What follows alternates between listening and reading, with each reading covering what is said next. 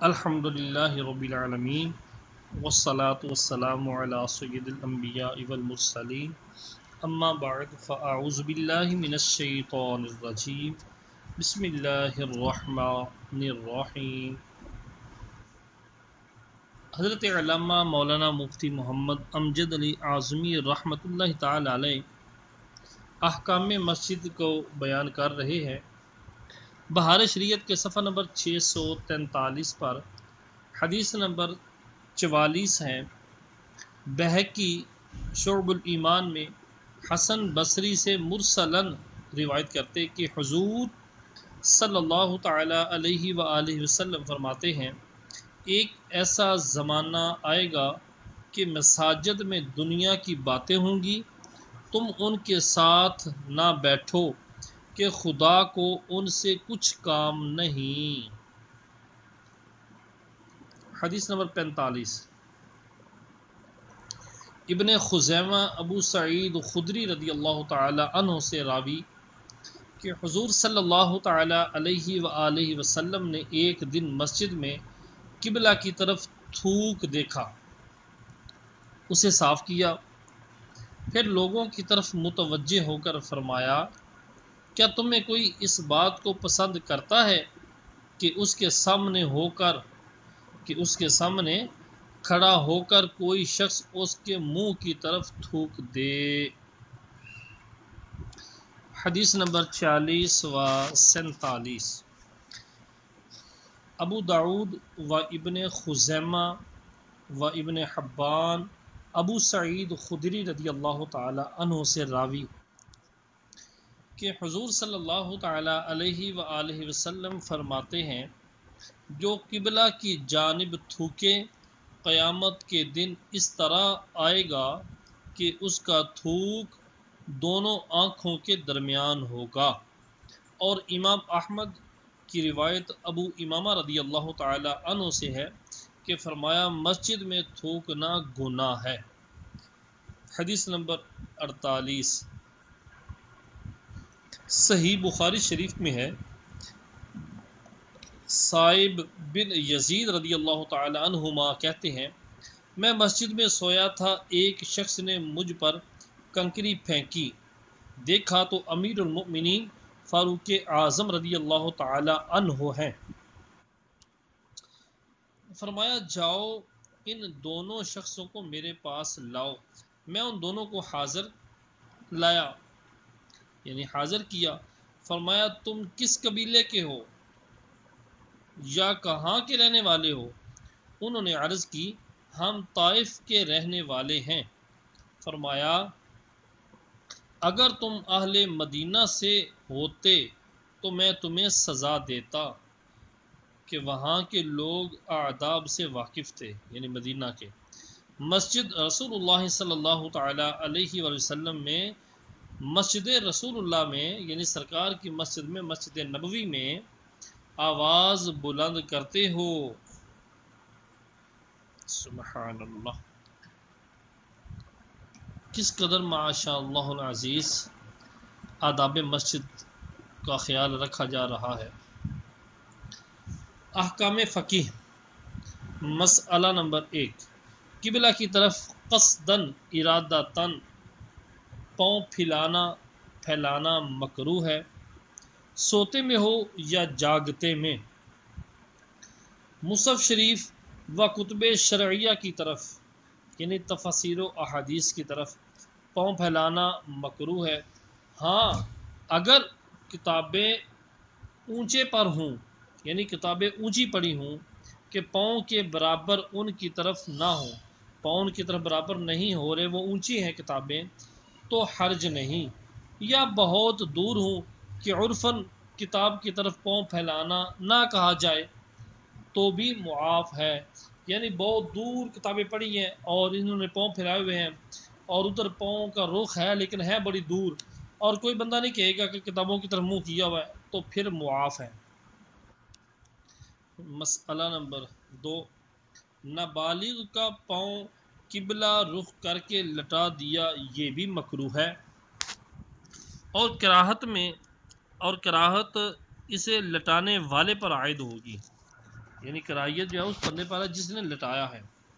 مسئلہ نمبر 3، مسجد کا دروازہ بند کرنا مکروہ ہے، البتہ اگر اسباب مسجد جاتے رہنے کا خوف ہو کہ مسجد کی اشیاء چیزیں وغیرہ کے غائب ہونے کا، چوری ہونے کا خدشہ ہو تو علاوہ اوقات نماز بند کرنے کی اجازت ہے، نماز کے علاوہ بند کرنا جائز ہے۔ مسئلہ نمبر 4، مسجد کی چھت پر وطی یعنی جمع و بول و براز حرام ہے، یوں ہی جنب اور حیض و نفاس والی کو اس پر جانا حرام ہے کہ وہ بھی مسجد کے حکم میں ہے۔ مسجد کی چھت پر بلا ضرورت چڑھنا مکروہ ہے، تو اس سے وہ لوگ عبرت پکڑیں، وہ ائمہ خطبہ جنہوں نے اپنی رہائش گاہ مسجد کے چھت پر عین مسجد کے اوپر رہائش بنائی ہو، وہ اس بات سے ڈرے اور فی الفور اپنی رہائش کو تبدیل کریں۔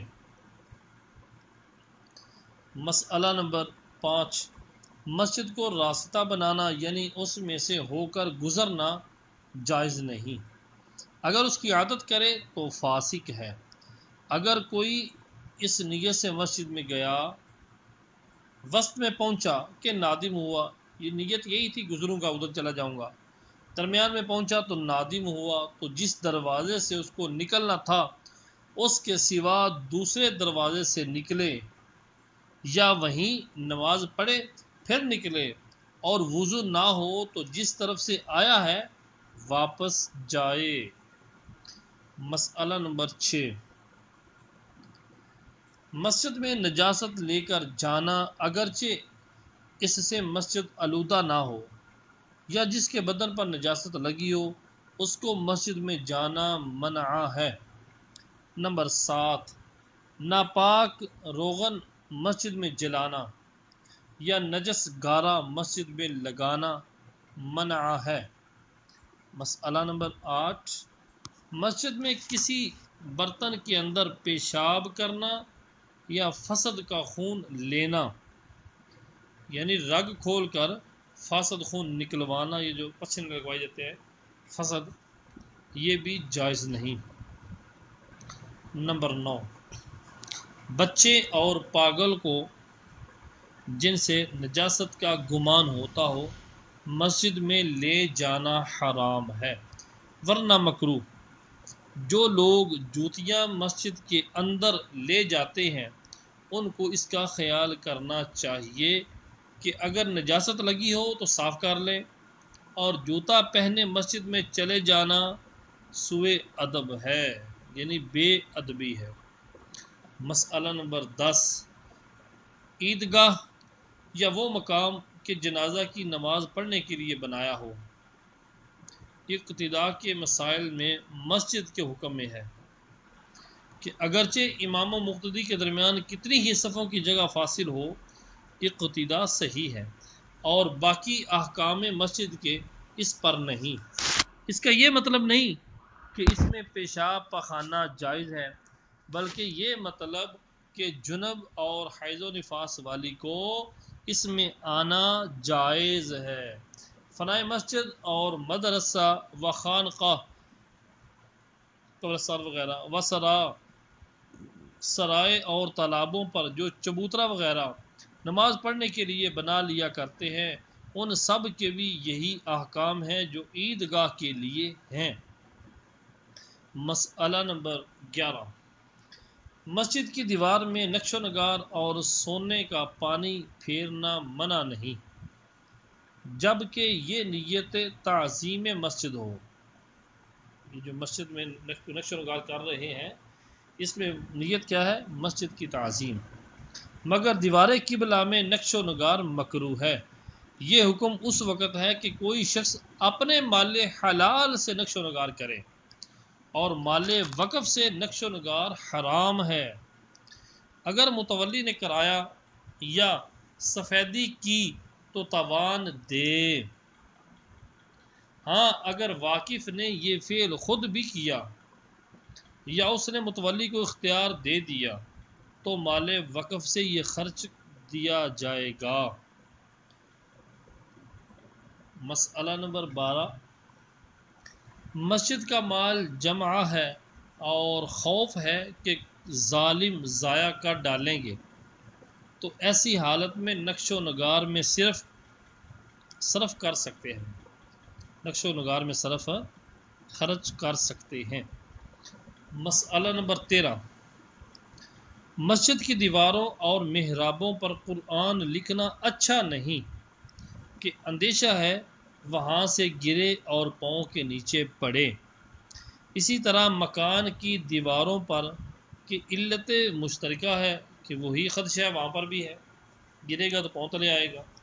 یوں ہی جس بچھونے یا مسلح پر اسماء الہی لکھے ہوں، اللہ کے نام لکھے ہوں، اس کا بچھانا یا کسی اور استعمال میں لانا جائز نہیں، اور یہ بھی ممنوع ہے کہ اپنی ملک میں سے اسے جدا کر دے کہ دوسرے کے استعمال نہ کرنے کا کیا اطمینان۔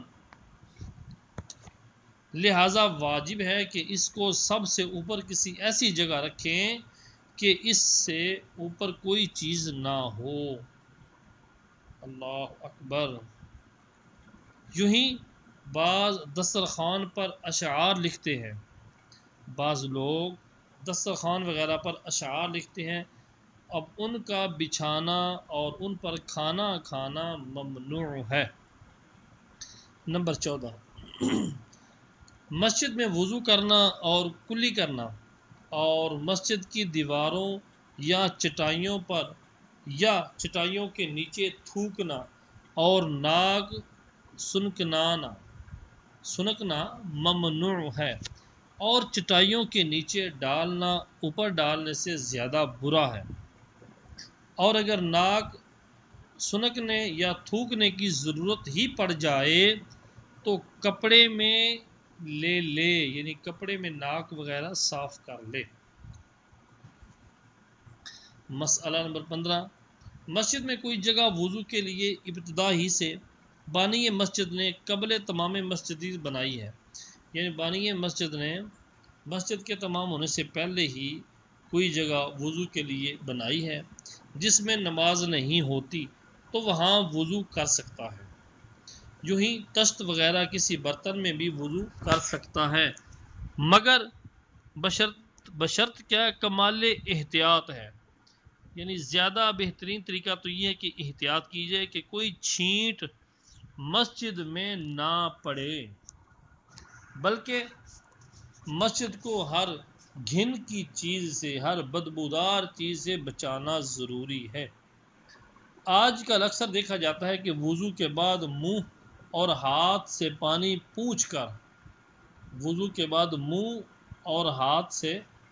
پونچھ کر مسجد میں جھاڑتے ہیں، یہ ناجائز ہے۔ مسئلہ نمبر 16،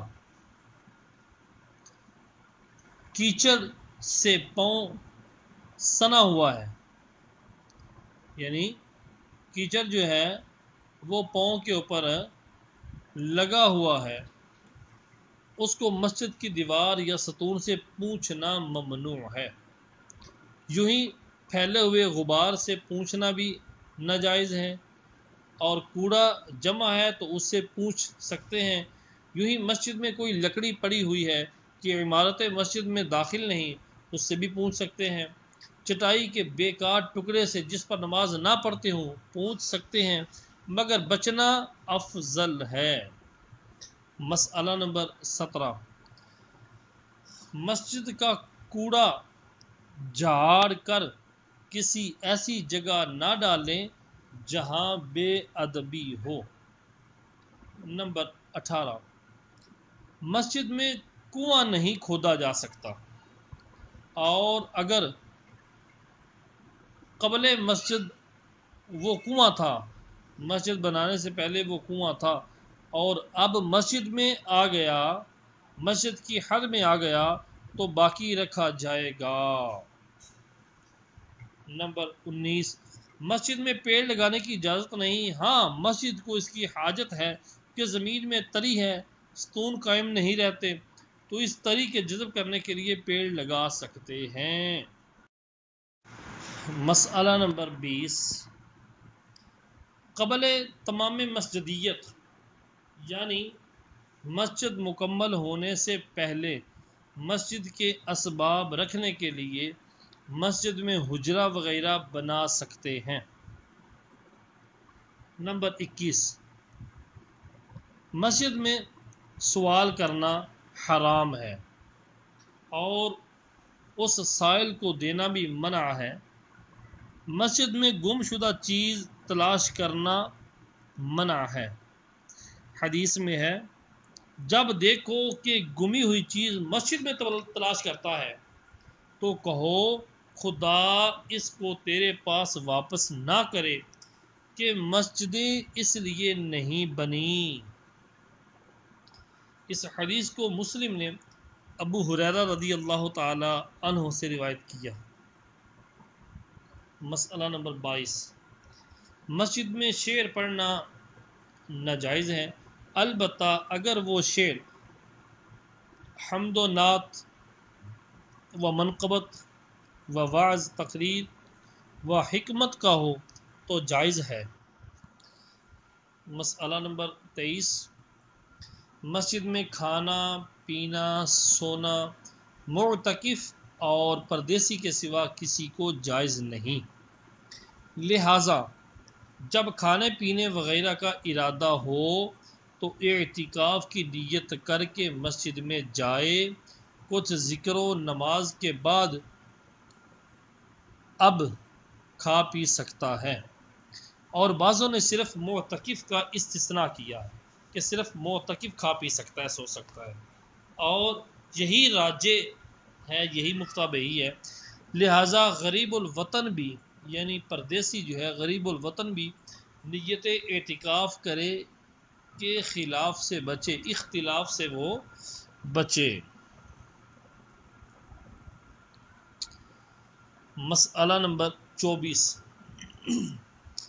مسجد میں کچا لہسن پیاز کھانا یا کھا کر جانا جائز نہیں جب تک بو باقی ہو کہ فرشتوں کو اس سے تکلیف ہوتی ہے۔ حضور اقدس صلی اللہ تعالی علیہ وآلہ وسلم ارشاد فرماتے ہیں، جو اس بدبودار درخت سے کھائے وہ ہماری مسجد کے قریب نہ آئے کہ ملائکہ کو اس چیز سے اذیت ہوتی ہے جس سے آدمی کو ہوتی ہے۔ اس حدیث کو بخاری و مسلم نے جابر رضی اللہ تعالی عنہ سے روایت کیا۔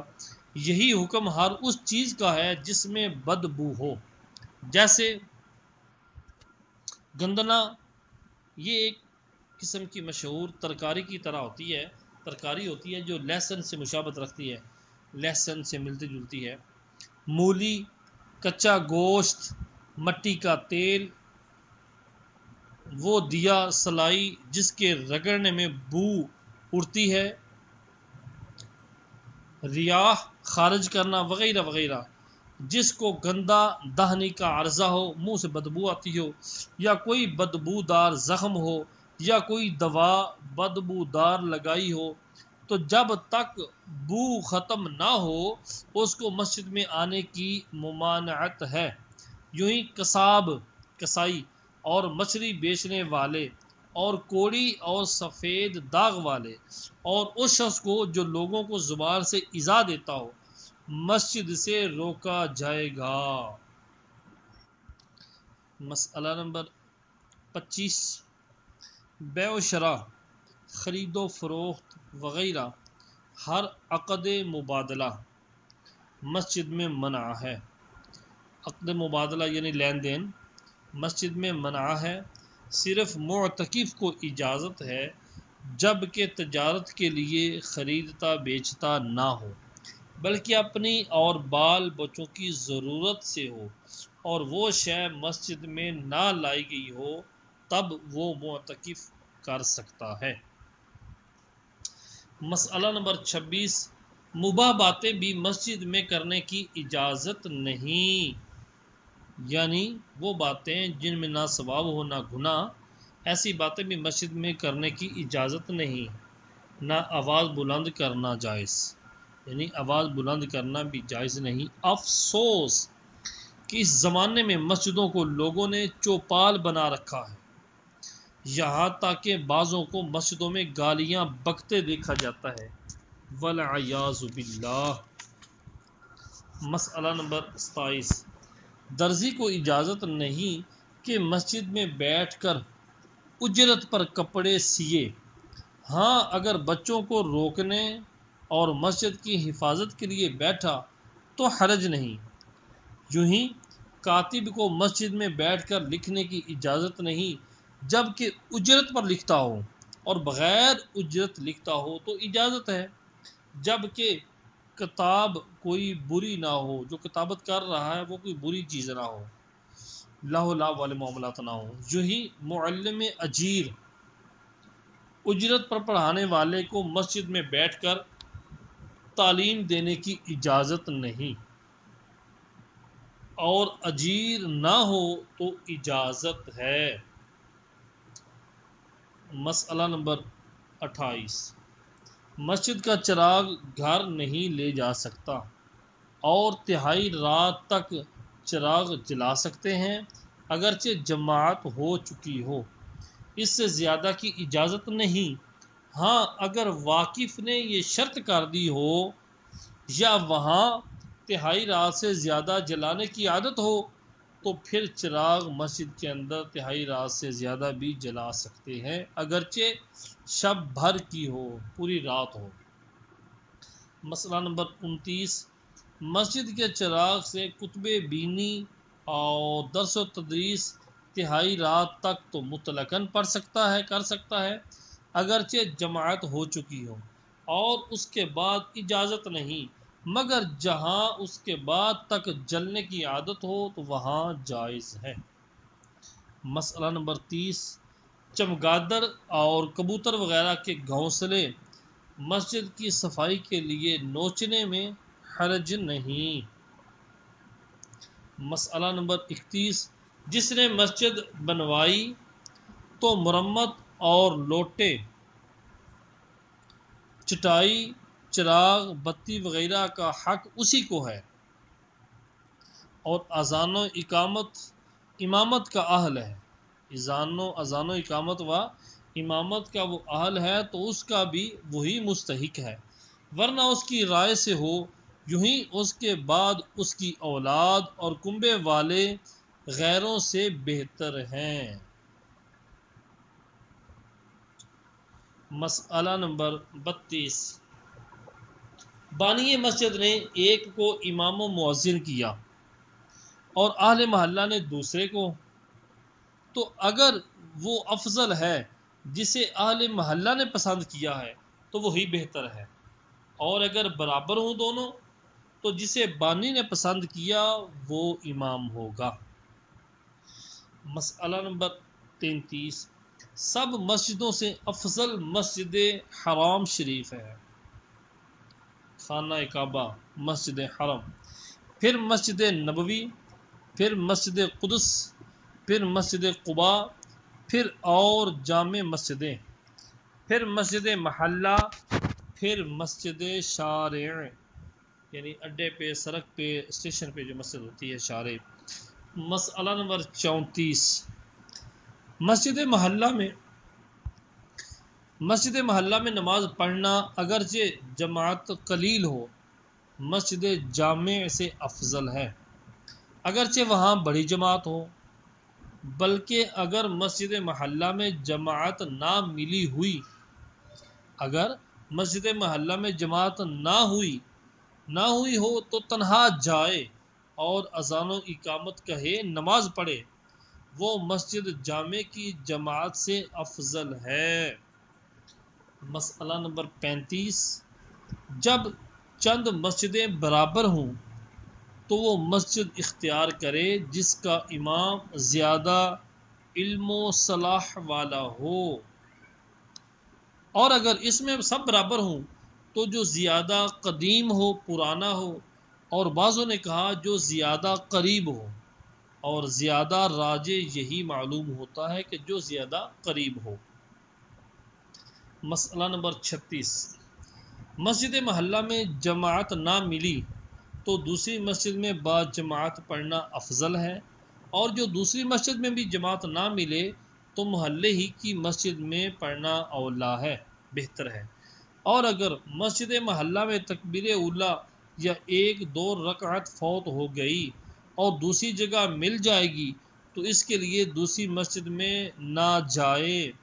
یوں ہی اگر اذان کہی اور جماعت میں سے کوئی نہیں تو مؤذن تنہا پڑھ لے، دوسری مسجد میں نہ جائے۔ مسئلہ نمبر 37، جو ادب مسجد کا ہے وہی مسجد کی چھت کا ہے۔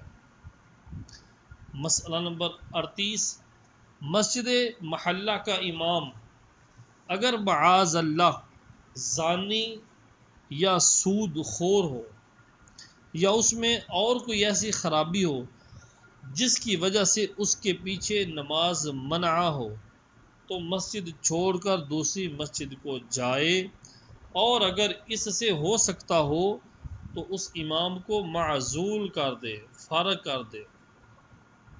مسئلہ نمبر 39، اذان کے بعد مسجد سے نکلنے کی اجازت نہیں۔ حدیث میں فرمایا کہ اذان کے بعد مسجد سے نہیں نکلتا مگر منافق۔ لیکن وہ شخص کہ کسی کام کے لیے گیا اور واپسی کا ارادہ رکھتا ہے، یعنی قبل قیام جماعت، یعنی جماعت قائم ہونے سے پہلے اسے پتہ ہے میں آ جاؤں گا اور آنے کا ارادہ بھی ہے، تو وہ جا سکتا ہے۔ یوں ہی جو شخص دوسری مسجد کی جماعت کا منتظم ہو تو اسے چلا جانا چاہیے۔ مسئلہ نمبر 40، اگر اس وقت کی نماز پڑھ چکا ہے تو اذان کے بعد مسجد سے جا سکتا ہے، مگر ظہر و عشاء میں اقامت ہو گئی تو نہ جائے، نفل کی نیت سے شریک ہو جانے کا حکم ہے۔ اور باقی 3 نمازوں میں اگر تکبیر ہوئی اور یہ تنہا پڑھ چکا ہے تو باہر نکل جانا واجب ہے، قد تم ھذا الجزء بحمد اللہ سبحانہ وتعالی وصلی اللہ تعالی علی حبیبہ وآلہ وصحبہ ابنہ وحزبہ اجمعین والحمد للہ رب العالمین۔ اللہ تبارک و تعالی کے فضل و کرم اور نبی علیہ الصلوۃ والسلام کی رحمت عنایت سے ہمارا آج بہار شریعت کا تیسرا حصہ مکمل ہوا ہے۔ اللہ تبارک و تعالیٰ کی بارگاہ میں دعا ہے کہ جو مسائل ہم نے سنے سیکھے ان کو یاد رکھنے اور ان پر عمل کرنے کی توفیق عطا فرمائے اور آگے مسلمانوں تک پہنچانے کی توفیق عطا فرمائے۔ آمین آمین بجاہ نبی الامین صلی اللہ تعالی علیہ وآلہ وسلم اجمعین۔ صلو علی الحبیب صلی اللہ تعالی علی محمد صلی اللہ علیہ وسلم۔